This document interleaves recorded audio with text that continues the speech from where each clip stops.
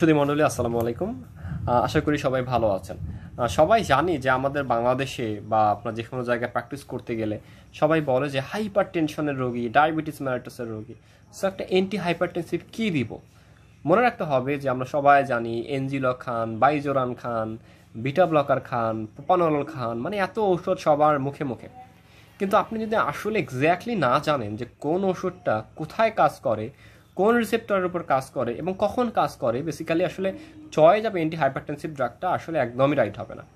So আমি খুবই সহজ এবং ছোট্ট করে আপনাদেরকে বুঝিয়ে দিচ্ছি যে মেকানিজমটা এবং কোন মেকানিজমে আপনার কিভাবে কোন ওষুধটা কাজ করতে পারে। আগে মেকানিজমটা দেখে নিই। সো মেইন যে মেকানিজমটা কাজ করে হাইপারটেনশনের এবং বর্তমান সময়ে জনপ্রিয় যতগুলো অ্যান্টি হাইপারটেনসিভ ড্রাগ আছে, এই এক্সিসটা হচ্ছে renin, angiotensin, aldosterone axis. Alright. So প্রশ্ন প্রথমে যখন আসলো রেনিনটা প্রথম কখন রিলিজ হয়? মনে রাখবেন রেনিন নর্মালি রিলিজ হয় না। কোনো কারণে আপনার শরীরে ব্লাড ভলিউম যদি কমে যায়, অর্থাৎ আপনার শরীরের ব্লাড ভলিউম কম, অর্থাৎ ভলিউম কম হয়ে যায়, তখন রেনিন কিন্তু রিলিজ হয়। 1 নম্বর। 2 নম্বর, এটা হচ্ছে ফিজিওলজিক্যাল, অর্থাৎ ব্লাড ভলিউম যদি কমে যায় রেনিন বাড়বে, এটা স্বাভাবিক একটা ব্যাপার। আপনি যখন হচ্ছে যে ডায়রিয়া হবে, আপনার ডিহাইড্রেশন হয়ে যাবে, প্রচুর পরিমাণে হেমোরেজ হয়ে যাবে, ফ্লুইড লস হয়ে যাবে, ব্লাড ভলিউম কমলে রেনিন রিলিজ হবে এবং সেখান থেকে আপনার কি করবে, প্রেশারটাকে সে কম্পেনসাইট করার চেষ্টা করবে। অলরাইট। বাট যদি কখনো কোনো কারণে এমন কোনো জিনিস হয়, অর্থাৎ কিডনির যদি কোনো প্রবলেম হয়, আইদার স্টেনোসিস হলো বা আইদার কোনো টিউমার হলো, যার কারণে কি হয়ে গেল যে রেনিন সিক্রেশনটা বেড়ে গেল, অর্থাৎ প্যাথোলজিক্যাল কোনো কন্ডিশনেও কিন্তু রেনিন বাড়তে পারে। কোন কোন কন্ডিশনে রেনিন বাড়বে আমরা একটু পরে দেখে নিব, তার আগে আমরা ধরে নিলাম যে রেনিন বেড়ে গেছে। সো রেনিন যখন বেড়ে যাবে, আমরা জানি যে কিডনির যে নেফ্রন আছে, রাইট, এখানে দুটো সিস্টেম আছে, একটা হচ্ছে অ্যাফারেন্স সিস্টেম এবং একটা হচ্ছে ইফারেন্স সিস্টেম। এই অ্যাফারেন্স সিস্টেম দিয়ে যখন হচ্ছে যে রেনিন মানে ব্লাড ভলিউম যখন আসছে, অর্থাৎ ব্লাডটা যখন আসছে, এই অ্যাফারেন্টের এই জায়গায় একটা রিসেপ্টর আছে, এই রিসেপ্টরকে বলা হয় ব্যারো রিসেপ্টর। এবং এই রিসেপ্টরকে ব্যারো রিসেপ্টর বলা হয় কারণ এই জায়গায় একটা সেল থাকে, এটাকে বলা হয় পলিকিসেন সেল বা পলকিসিন সেল, রাইট, বা পি সেল যদি আমরা বলি সহজ কথা, পলকিসিন সেল। আচ্ছা, সো এই সেলের কাজ হচ্ছে রেনিনটাকে রিলিজ করা। সো এই যখন রেনিনটাকে রিলিজ করছে, এবং রেনিন রিলিজ করার মানে হচ্ছে it is a very important enzyme, যেটা কিনা ব্লাড প্রেশারটাকে মেনটেন করে। অর্থাৎ রেনিন যদি বাড়ে দ্যাট মিনস আপনার ব্লাড প্রেশার বাড়বে, রেনিন যদি কমে আপনার ব্লাড প্রেশার কমবে। সো এই জন্য যেহেতু পলকিশন সেল এই রেনিনটাকে রিলিজ করছে, সো একটা সে উপাধি পেয়েছে, এটাকে বলা হচ্ছে ব্যারো রিসেপ্টর। ওকে, ফাইন। দেন ডিস্টাল কনভলিউটেড টিউবুলসের আগে আমরা যেতে চাই যে অ্যাফারেন্টে যখন রেনিনটা পেলো, ইফারেন্টে সে বের হয়ে যাচ্ছে, রাইট। এই যে দেখছেন প্রক্সিমাল কনভলিউটেড টিউবুলস যেটি আছে, প্রক্সিমাল কনভলিউটেড যে টিউবিউলস আছে, রাইট। সো এই প্রক্সিমাল কনভলিউটেড টিউবিউলসের কাজ কি মনে রাখতে হবে যে গ্লোমেরুলার ফিল্ট্রেশন রেট, এটা হচ্ছে গ্লোমেরুলাস, এটা হচ্ছে বোম্যান্স ক্যাপসুল, এখানে ফিল্ট্রেশন হয়ে যে পরিমাণ সোডিয়ামগুলো ভিতরে প্রবেশ করে, 90% সোডিয়াম রিঅ্যাবজর্পশন হয় কোথায়? প্রক্সিমাল কনভলিউটেড টিউবুলে, এবং বাকি 10% সোডিয়াম রিঅ্যাবজর্পশন হয় ডিস্টাল কনভলিউটেড টিউবুলে। এবং এই জায়গায় কম সোডিয়াম এখানে রিঅ্যাবজর্পশন হলেও এই জায়গায় একটা সিস্টেম আছে, এই সিস্টেমকে বলা হয় সোডিয়াম সেন্সিটিভ কেমোরিসেপ্টর সিস্টেম। এবং এখানে যে সিস্টেমটা চালু করে একটা সেল, এটাকে বলা হয় ম্যাকুলার ডেন্সা সেল। মনে রাখতে হবে এই এত বেশি বিখ্যাত বা এবং এত বেশি ইম্পর্টেন্ট কারণটি হচ্ছে জিএফআর যদি বেশি থাকে, মানে জিএফআর যদি অনেক ভালো থাকে, তার মানে প্রক্সিমাল কনভলিউটেড টিউবুলসও প্রায় 90% রিঅ্যাবজর্পশন করবে এবং ডিস্টাল কনভলিউটেড টিউবুলসে ম্যাকুলার ডেন্সও ভালোভাবেই কিন্তু সোডিয়ামটাকে রিঅ্যাবজর্পশন করবে। কিন্তু যদি কোনো কারণে গ্লোমেরুলার ফিল্ট্রেশন রেট বা জিএফআর কম হয়, দ্যাট মিনস ফিল্ট্রেশন করে সোডিয়াম কম আসছে, সো যেহেতু প্রক্সিমাল কনভলিউটেড টিউবুল বড় ভাই, সো বেশিরভাগ সোডিয়াম এসে খেয়ে ফেলবে। তখন কি করবে, ডিস্টার্ট কনভলিউটেড টিউবুল কাঁদতে থাকবে ম্যাকুলার ডেন্সা সেল, যে না আমার সোডিয়াম কই, আমি মাত্র 10% সোডিয়াম পাই, এখন আমার বড় ভাই সব নিয়ে নিল, সো আমার কাছে তো কোনো সোডিয়াম নাই। তখন সে কী করবে, উত্তেজিত হয়ে যাবে। সো যখন ব্লাড ভলিউম কমে যায়, দ্যাট মিনস যখন আলটিমেটলি ব্লাড ভলিউম কমা মানে কি সোডিয়ামের পরিমাণ কমা, সো যে কয়টা সোডিয়ামই থাকে প্রক্সিমাল কনভলিউটেড টিউবুল খেয়ে ফেলে, ডিস্টাল কনভলিউটেড টিউবুলের ম্যাকুলার ডেন্সা সেলের কিছুই নাই। সে তখন কি করে, তার যে রিসেপ্টর সিস্টেম থাকে, সো তার যে রিসেপ্টর সিস্টেম থাকে এটাকে বলা হয় chemo receptor mechanism, chemo receptor system. Okay, so এই যে ব্যারো রিসেপ্টর এবং কেমো রিসেপ্টর, তাদের তো একটা সংযোগ করতে হবে। এই সংযোগের জন্য একটা কানেক্টিভ টিস্যুর কালেকশন থাকে। So baro receptor, that mean polkissen cell, then connective tissue, then macular densa cell, তিনটা মিলে একটা কমপ্লেক্স তৈরি করে এবং এই কমপ্লেক্সটা জাস্ট গ্লোমেরুলাসের একটু পাশে। সুতরাং এই কমপ্লেক্সটাকে বা অ্যাপারেটাসকে বলা হয় জাক্সটা গ্লোমেরুলার অ্যাপারেটাস। ওকে, ফাইন। সো এখন মনে করেন রেনিনটাকে আমি রিলিজ করেই ফেলেছি। রেনিন সুন্দর মতো কিডনি থেকে ভেনাস ব্লাড দিয়ে এসে চলে যাচ্ছে, যাওয়ার পর সে লিভারে যাবে। মনে রাখতে হবে নর্মালি অ্যানজিওটেনসিনোজেন নামে লিভারে একটা এনজাইম থাকে। সো যদি কখনো শরীরে রেনিন রিলিজ হয় শুধুমাত্র তখনই অ্যানজিওটেনসিনোজেন অ্যাক্টিভ হয়। সো রেনিন যেহেতু এক্ষেত্রে রিলিজ হয়েছে সুতরাং অ্যানজিওটেনসিনোজেন অ্যাক্টিভ হয়ে গেছে। সো সেই অ্যানজিওটেনসিনোজেন কনভার্ট হয়ে রেনিনের উপস্থিতিতে অ্যানজিওটেনসিন 1 তৈরি করেছে। এই অ্যানজিওটেনসিন 1 কি করেছে, সরাসরি পালমোনারি সার্কুলেশনের মাধ্যমে পালমোনারি ক্যাপিলারিতে গিয়ে যখন দেখে যে পালমোনারি ক্যাপিলারি এন্ডোথেলিয়ামে একটা এনজাইম আছে যেটাকে বলা হয় অ্যানজিওটেনসিন কনভার্টিং এনজাইম। এই অ্যানজিওটেনসিন কনভার্টিং এনজাইম কি করে, অ্যানজিওটেনসিন 1 কে কি করে, অ্যানজিওটেনসিন 2 তে পরিণত করে। মনে রাখতে হবে এই যে অ্যানজিওটেনসিন 2 পরিণত হলো এটা হচ্ছে 100,000 পাওয়ারফুল ভ্যাসো কনস্ট্রিকশন। সে এত বেশি ভ্যাসো কনস্ট্রিকশন করে যে সে এপিনেফ্রিনের চেয়ে 1,000 বেশি সে ভ্যাসো কনস্ট্রিকশন করে। যার ফলে সে কী করবে, যেহেতু সে ভ্যাসো কনস্ট্রিকশন করে সে আর্টারিতে গিয়ে আর্টারি পেরিফেরাল রেজিস্ট্যান্স বাড়িয়ে দেবে। আমরা জানি আর্টারিতে যদি পেরিফেরাল রেজিস্ট্যান্স বাড়ে দ্যাট মিনস সেখানে কি হয়, ব্লাডটা ভেনাস সাইডে কম যায়, সুতরাং ডায়াস্টোলিক ব্লাড প্রেশারটা বাড়বে। অপরদিকে সে যখন ভেনাস ইনকে কনস্টিটিউট করে দ্যাট মিনস ভেনো কনস্ট্রিকশন করে, যার ফলে কী হবে, ভেনাস রেনটা বাড়বে, পেরিফেরাল পুলিং কম হবে, end diastolic volume, stroke volume, cardiac output এবং সিস্টোলিক ব্লাড প্রেশারটা কী হয়ে যাবে, বেড়ে যাবে। সুতরাং রেনিন কিন্তু এইভাবে ব্লাডটাকে কী করে, আপনার অনেক বেশি সিস্টোলিক ব্লাড প্রেশারটাকে বাড়িয়ে ফেলে। আবার আরেকটা কথা আমি আগেই বলেছিলাম যে জিএফআর যখন কম থাকে, রেনাল ব্লাড ফ্লো কম থাকে, যতটুকু সোডিয়াম আর রিঅ্যাবজর্পশন করার কথা সবটুকু সোডিয়াম কিন্তু রিঅ্যাবজর্পশন হয়ে যাবে প্রক্সিমালে।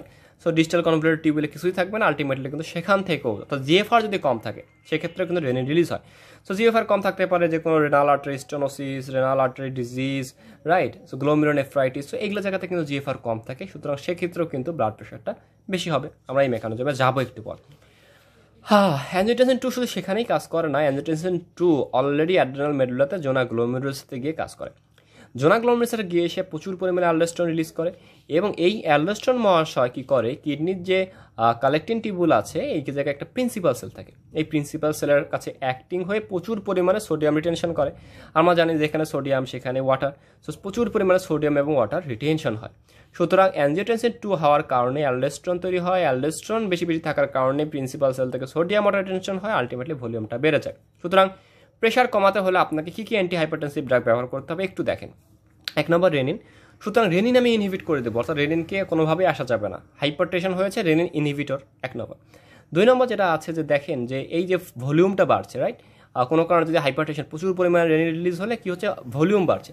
সো ভলিউমটাকে আমাকে কমাতে হবে, সোডিয়াম ওয়াটার রিটেনশনটাকে কমাতে হবে। কী কমাবে, ডায়াবেটিক্স, তার মানে সেকেন্ড ড্রাগ হচ্ছে কি ডায়াবেটিক্স আমরা ইউজ করতে পারবো। দেন 3rd নম্বর ড্রাগ যেহেতু হচ্ছে যে কি বলে অ্যানজিওটেনসিনোজেন কনভার্টিং এনজাইম অ্যানজিওটেনসিন 1 থেকে অ্যানজিওটেনসিন 2 তৈরি করছে। 1 কিন্তু ভ্যাসো কনস্ট্রিক্টর তেমন না, 2 is a most vasoconstrictor. So আমরা তাকে পাথওয়েটাকে ইনহিবিট করতে পারি। সো ইনহিবিট করবে কি, অ্যানজিওটেনসিন কনভার্টিং এনজাইম ইনহিবিটর। দেন 4 নম্বর সরাসরি আমরা অ্যানজিওটেনসিন 2 এর উপর কাজ করতে পারি, অ্যানজিওটেনসিন 2 রিসেপ্টর ব্লকার। দেন 5 নম্বর আমরা কি করতে পারি, এই যে আর্টারি যেটা আছে আর্টারিটাকে ডাইলেটেশন করতে পারি, অর্থাৎ আর্টারিও ডাইলেটর, অর্থাৎ ভেনো কনস্ট্রিক্টরকে ডাইলেট করতে পারি, দ্যাট মিনস ভেনো ডাইলেটর। সহজ কথা আমরা ভ্যাসো ডাইলেটর কিন্তু ইউজ করতে পারি। সো আমরা কিন্তু শিখলাম যে কোন কোন ড্রাগস আমরা ইউজ করতে পারি। এর পাশাপাশি আপনারা জানেন যে সিম্প্যাথেটিক আউটফ্লো কমানোর জন্য আমরা কিন্তু বিটা ব্লকারও ইউজ করতে পারি। সো এখন দেখেন কোন কোন ডিজিজে রেনিন অ্যানজিওটেনসিন অ্যালডোস্টেরন সিস্টেমকে হ্যাম্পার করতে পারে। 1 নম্বর, যদি জিএফআর কমে যায়, অর্থাৎ যেসব ডিজিজে রেনাল ব্লাড ফ্লো কমে যায়, যেমন renal artery stenosis due to atherosclerotic plaque, অর্থাৎ যার অনেক দিন থেকে হাইপারটেনশন হয়ে গেছে, তার আর্টারি স্টেনোসিস হয়ে গেছে, বা 50 বছরের উপরে মানুষ স্মোকিং করে অ্যাথেরোস্ক্লেরোসিস হয়ে গেছে, এছাড়া ইয়াং ফিমেল যার ফাইব্রোমাস্কুলার ডিসপ্লাসিয়া হয়ে গেছে যার ফলে জিএফআর কমে গেছে, বা glomerulonephritis, pyelonephritis, polycystic kidney disease. So সকল ক্ষেত্রে কী হবে, জিএফআর কম হবে। আমরা জানি জিএফআর যদি কম হয়ে যাওয়া তার মানে হচ্ছে সোডিয়াম রিটেনশনটা কম হয়ে যাওয়া, একটু সোডিয়াম রিঅ্যাবজর্পশন কম হয়ে যাওয়া। সোডিয়াম যখন রিঅ্যাবজর্পশনটা কম হয়ে যাবে আলটিমেটলি পাগল হয়ে যাবে কি ম্যাকুলার ডেন্সার সেল। ম্যাকুলার ডেন্সার পাগল হওয়া মানে কেমোরিসেপ্টর অ্যাক্টিভিটি বাড়ায় এবং সে তখন কি করবে, কাকে সিগন্যাল দিবে, সে তখন সিগন্যাল দিবে যে কেমোরিসেপ্টর যে ভাই তুমি পলকিসি সেল, তোমার সাথে তো আমার যোগাযোগ আছে, তুমি প্রচুর পরিমাণে রেনিন রিলিজ করো, আমার ব্লাড ভলিউমটা কী হয়ে যাক, বেড়ে যায়। হ্যাঁ, যদি অ্যালডোস্টেরন বাড়ায় দ্যাট মিনস ইনক্রিজ অ্যালডোস্টেরন যদি হয়, অর্থাৎ যদি জোনা গ্লোমেরুলাসের উপরে কাজ করে, যেমন আমরা জানি যে কন সিনড্রোম, যদি টিউমার হয় জোনা গ্লোমেরুলাসে তখন অ্যালডোস্টেরনের পরিমাণ প্রচুর বাড়বে। মনে রাখতে হবে যখন অ্যালডোস্টেরনের পরিমাণ প্রচুর বাড়বে তখন প্রচুর সোডিয়াম এবং ওয়াটার রিটেনশন হবে, এটা আমরা কন সিনড্রোমে পাই, এবং ব্লাড ভলিউম প্রচুর বাড়বে এবং ব্লাড প্রেশার বাড়বে। মনে রাখতে হবে যেহেতু সোডিয়াম এবং ওয়াটার রিটেনশন অনেক হয়ে গেছে, ব্লাড ভলিউম বেশি হয়ে গেছে, সো ব্লাড ভলিউম বেশি থাকার কারণে আমরা জানি রেনিন রিলিজ হবে না। সুতরাং এখানে আমরা পাবো hyper aldosteronism without renin release. সুতরাং অ্যালডোস্টেরন যখন বেশি বেশি পরিমাণে কাজ করবে মনে রাখতে হবে তখন কিন্তু রেনিন তেমন কাজ করে না। রেনিন অ্যালডোস্টেরনের উপরে কাজ করে অ্যালডোস্টেরনকে জাগিয়ে তুলে, বাট এই অ্যালডোস্টেরনের পরে রেনিনের সাথে বেইমানি করে ব্লাড ভলিউম বাড়িয়ে দেয়, কিন্তু রেনিনকে আর কি করতে দেয় না, রিলিজ করতে দেয় না। কারণ ব্লাড ভলিউম বাড়া মানে কি রেনিনের আর কাজ করার কোনো দরকার নাই। সুতরাং Conn syndrome, tumour of the zonal গ্লোমেরুলাসের সাথে অ্যালডোস্টেরন সিক্রেশন যখন বেশি হয় আমরা কি পাবো, অ্যালডোস্টেরন লেভেল বেশি পাবো কিন্তু রেনিন লেভেল নর্মাল পাবো। এরপরই থায়াজাইড সেন্সিটিভ সোডিয়াম চ্যানেল আছে। তো থায়াজাইড সেন্সিটিভ সোডিয়াম চ্যানেল থেকে at the distal converted tubule, এই জায়গায় কি হয়, সোডিয়াম এবং ক্লোরাইড বেশি বেশি পরিমাণে বাইন্ড করে একটা ডিজিজে। সোডিয়াম এবং ক্লোরাইড যখন বেশি বেশি পরিমাণে বাইন্ড করছে ডিস্টাল কনভার্টেড টিউবুলসে, তখন কি হচ্ছে, ব্লাড ভলিউমটা বেড়ে যাচ্ছে, কার্ডিয়াক আউটপুট বেড়ে যাচ্ছে এবং হাইপারটেনশন বেড়ে যাচ্ছে। এই সিনড্রোমকে আমরা বলি গিটেলম্যান সিনড্রোম। অর্থাৎ এই জায়গায় কিন্তু থায়াজাইড ডায়াবেটিস কাজ করে। যে জায়গায় থায়াজাইড কাজ করে সেই জায়গায় যখন সোডিয়াম চ্যানেল আরেকটা নতুন করে ওপেন হয় এই গিটেলম্যান সিনড্রোমে, তখনই কিন্তু কি হচ্ছে, ডিস্টাল এবং ডিস্টাল কনভার্টেড টিউবুলে প্রচুর পরিমাণে সোডিয়াম এবং ওয়াটার বেড়ে গিয়ে ব্লাড ভলিউম বাড়িয়ে দিচ্ছে।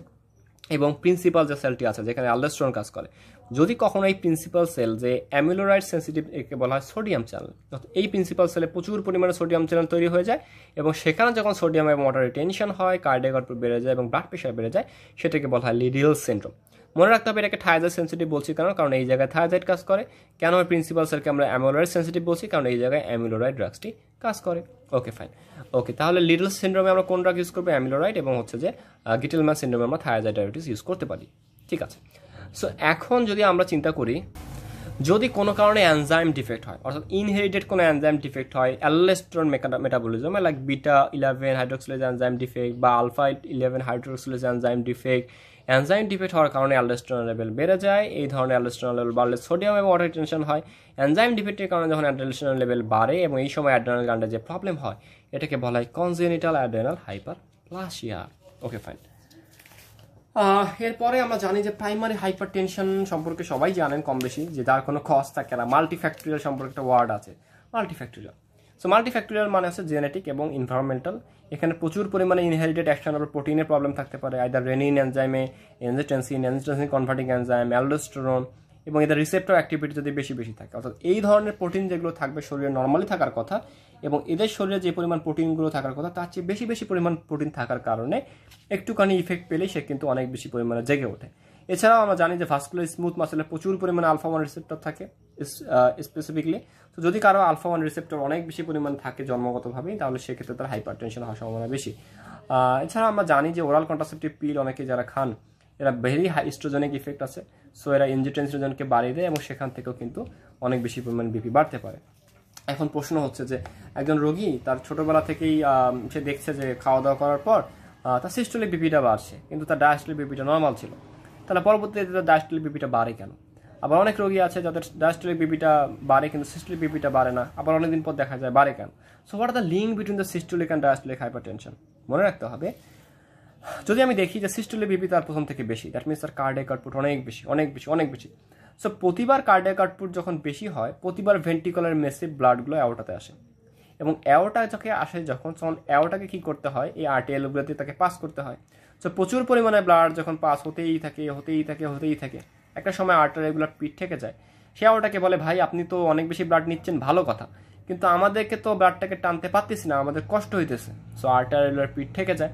সে তখন কি করে, প্রচুর পরিমাণে যখন ব্লাড যেতে আর্টারির মধ্যে একদম অবস্থা খারাপ করে দিয়েছে। অবস্থা খারাপ বলতে কি, আর্টারিটা অনেক বেশি মোটা সাদা হয়ে যায়, নাম্বারগুলো বেড়ে যায়। That means reactive hypertrophy and hyperplasia. What is reactive? যেহেতু রিঅ্যাকশন হয়ে যাচ্ছে due to the increase cardiac output, যেহেতু increase systolic blood pressure, rather diastolic blood pressure normal ছিল, এই রিঅ্যাক্টিভ হাইপারট্রফি এবং হাইপারপ্লাসিয়া অফ দি স্মুথ মাসলের কারণে আর্টারিগুলো বলে যে ভাই আপনি ব্লাড আর আসেন না, প্লিজ আসেন না। সো যার ফলে কি হয়, ধীরে ধীরে হাইপারট্রফি হলে সেখানে প্রচুর কানেক্টিভ টিস্যু জমা হয়, যার ফলে আর্টারি ওয়ালগুলো প্রচুর থিকেনিং হয়ে যায় এবং সেখান থেকে ডেভেলপ করে টোটাল পেরিফেরাল রেজিস্ট্যান্স। সো আমরা সহজেই জানি টোটাল পেরিফেরাল রেজিস্ট্যান্স বাড়া মানে ডায়াস্টোলিক ব্লাড প্রেশারও বেড়ে যাওয়া। অলরাইট, এখন কারো যদি দেখেন যে ছোটবেলা থেকে তার ডায়াস্টোলিক বিপি বেশি, অলরাইট, তার ডায়াস্টোলিক বিপি বেশি, সিস্টোলিক নর্মাল। তো ডায়াস্টোলিক বিপি যখন বেশি হয়, আলটিমেটলি আলফা-1 রিসেপ্টর ওভার অ্যাক্টিভিটি আছে। সো তার আগে থেকেই অনেক ছোটবেলা থেকেই, অর্থাৎ 25 বছর বয়স থেকে তার জন্মগতভাবে থেকে তার আলফা-1 রিসেপ্টর অনেক বেশি থাকে। সো আলটিমেটলি কি হবে, তার টোটাল পেরিফেরাল রেজিস্ট্যান্স বেড়ে যাবে, ডায়াস্টোলিক বিপিটা বেড়ে যাবে। সো এখন প্রতিবার হ্যাওটা বলতেছে যে ভাই এত বেশি পেরিফেরাল রেজিস্ট্যান্স, এটা তো আমাকে বাধা, এত বেশি বাধা তো আমি সত্যি আমার তো নাই। তো নেওয়াটা বলে ভেন্ট্রিকল, ভাই তুমি একটু কাজ করো, তুমি একটু ভলিউমটাকে বাড়াও। সো ভেন্ট্রিকল প্রচুর পরিমাণে স্ট্রোক ভলিউম বাড়ার চেষ্টা করবে, কার্ডিয়াক আউটপুট বাড়ানোর চেষ্টা করবে, ইনডায়াস্ট্রিক ভলিউম বাড়ানোর চেষ্টা করবে। সো যখন ভেন্ট্রিকল প্রচুর চেষ্টা করছে, সো আলটিমেটলি দেখা যাবে যে এই কার্ডিয়াক আউটপুট প্রচুর বাড়ানোর কারণে ডেভেলপ করবে সিস্টোলিক হাইপারটেনশন। সো সহজ কথায় কোনো রোগী যদি প্রথমে সিস্টোলিক বিপি ডেভেলপ করে এবং অনেক দিন পর্যন্ত থাকে, তাহলে আলটিমেটলি তার ডায়াস্টোলিক বিপি বাড়ে, এবং কারো যদি ছোটবেলা থেকেই বা একদম শুরু থেকে ডায়াস্টোলিক বিপি বাড়ে, আলটিমেটলি তার সিস্টোলিক বিপি বাড়ে। সো সিস্টোলিক বিপি এবং ডায়াস্টোলিক বিপি যখন দুটোই বাড়বে, রোগী কিন্তু তখনই আপনার কাছে আসবে। কারণ বাংলাদেশের মানুষ হচ্ছে এমন যে যখন একদম অনেক বেশি কষ্টে না পড়ে, অনেক বেশি ঘাম হবে, অনেক বেশি টেনশন করবে, প্রেশার দেখবে মেপে যে 140, 150, 160 হয়ে গেছে, তখন আপনার কাছে আসবে। সো আপনি টেনশন নেওয়ার কিছু নাই, এত মেকানিজম মাথায় রাখেন। বাট রোগী আপনি যতকে পাবেন সকলেই প্রেশার 160/100, 160/90। সো কিভাবে ম্যানেজমেন্ট দেবো আমরা নেক্সট ক্লাসে আলোচনা করবো। ধন্যবাদ সবাইকে।